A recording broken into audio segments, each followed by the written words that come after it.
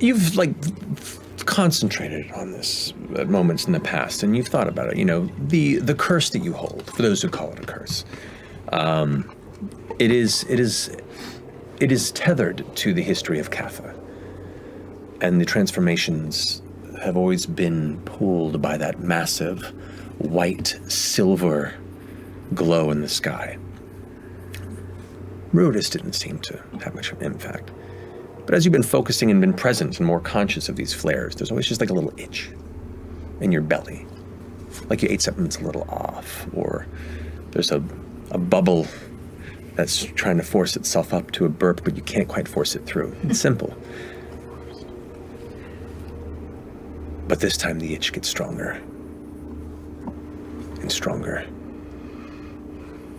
until you can't help but try and scratch for it.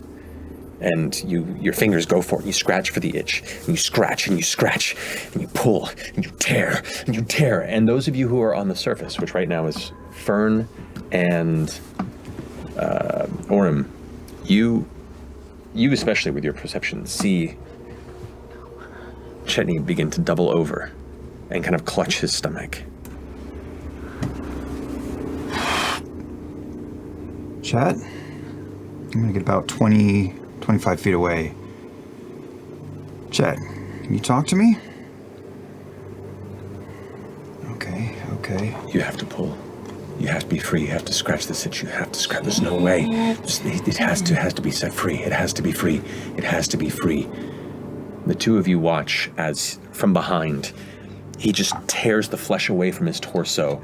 And as you watch the skin and hair of the gnomish form flop away like a discarded costume, the woven body of Chetney emerges in an angry, aggressive howl before he spins around, the eyes now emanating a dull red glow. Who do you go after first, Chetney? Oh, shit. Who's closer? I am. Right now it's Orym. I go after Orym. All right.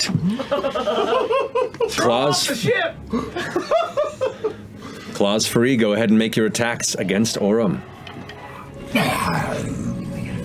So as the pain strikes in, the claw marks like across your cheek and across your shoulder, you manage to deflect one of the strikes with your shield and then come in and strike underneath. And as you cut, it's like you're expecting flesh, but you get leather.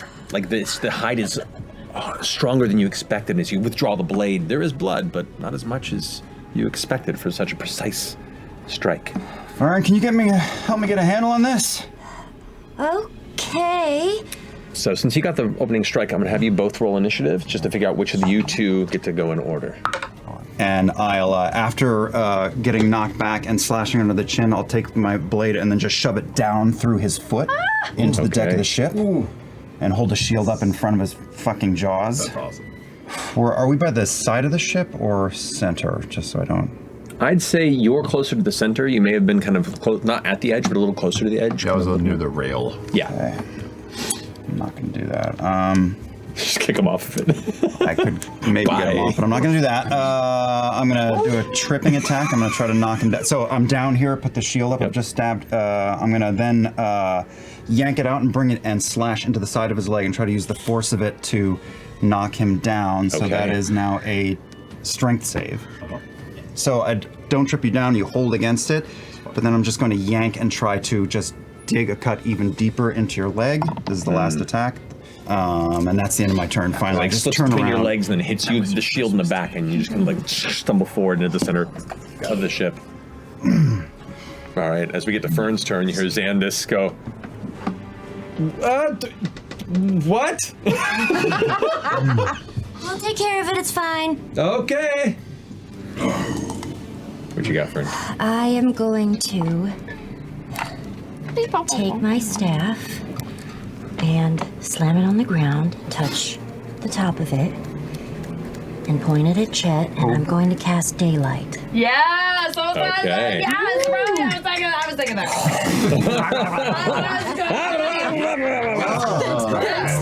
I'm gonna cast it, and I'm gonna put my hand out, and I'm gonna say, "Hey, big guy, the moon's getting real low."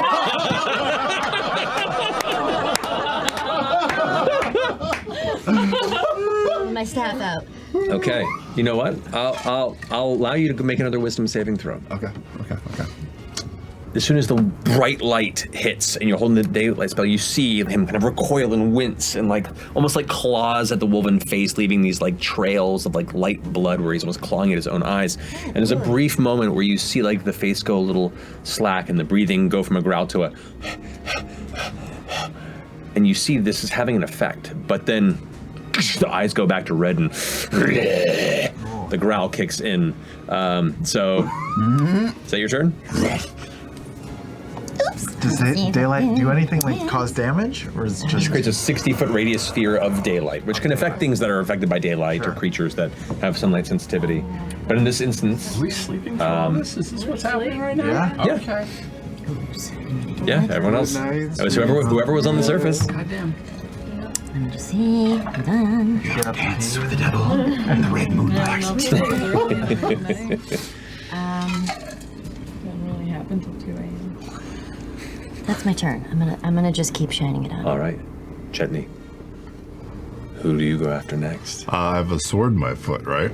No, he I got pulled pushed. that out, slashed a couple times, and then stabbed you in the back and kicked you towards center of ship. I got the high beam in my face, so I'm gonna go towards that stimuli.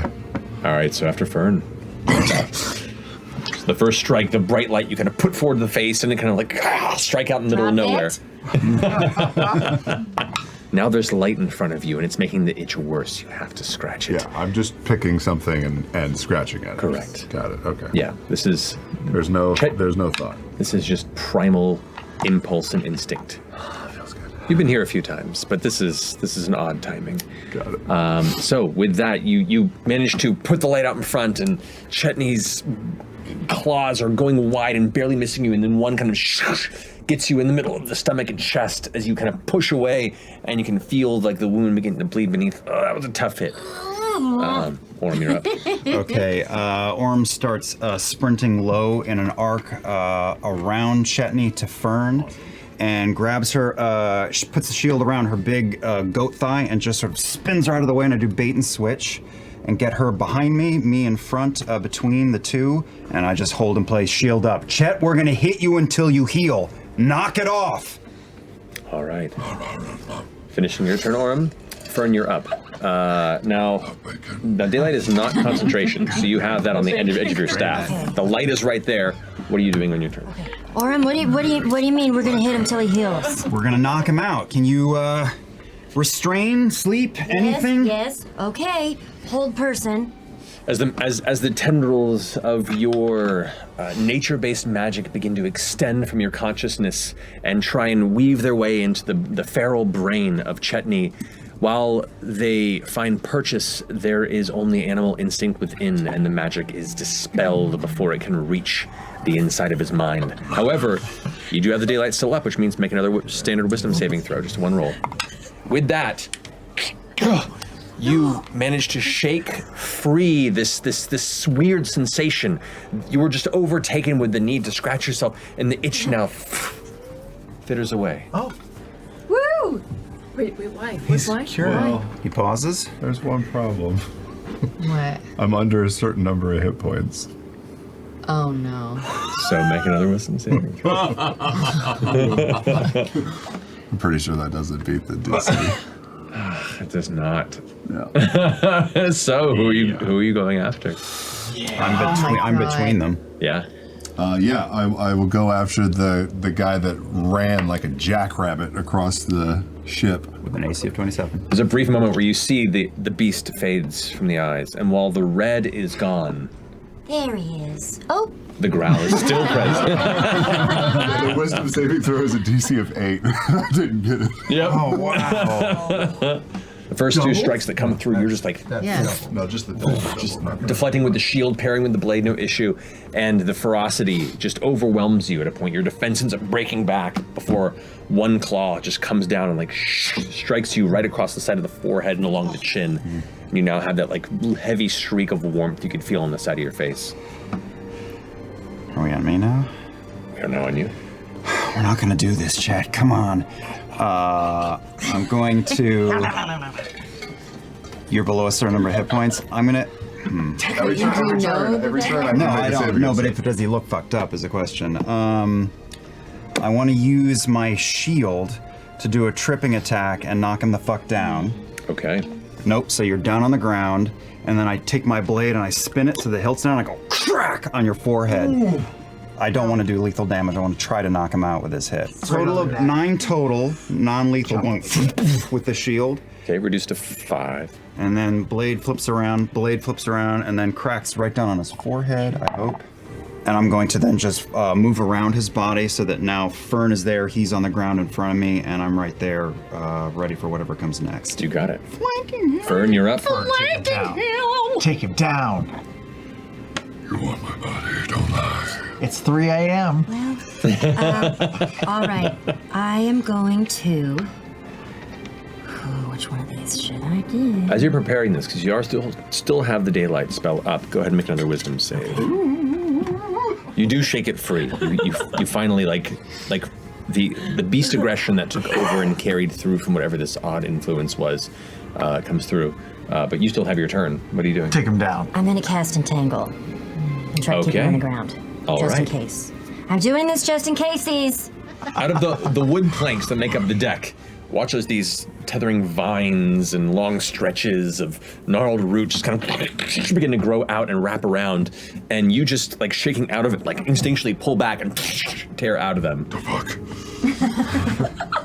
But it's the first words you heard out of him. Okay, I don't hit hard with my shield, I just kind of go bunk on his head. Bunk. I look down. I'm all covered in fucking gashes. So is Orym. Fearne looks all frazzled. Lovely. Oh no. As you glance up, the flare diminishes, and there's just the dull, ruddy moon in the sky.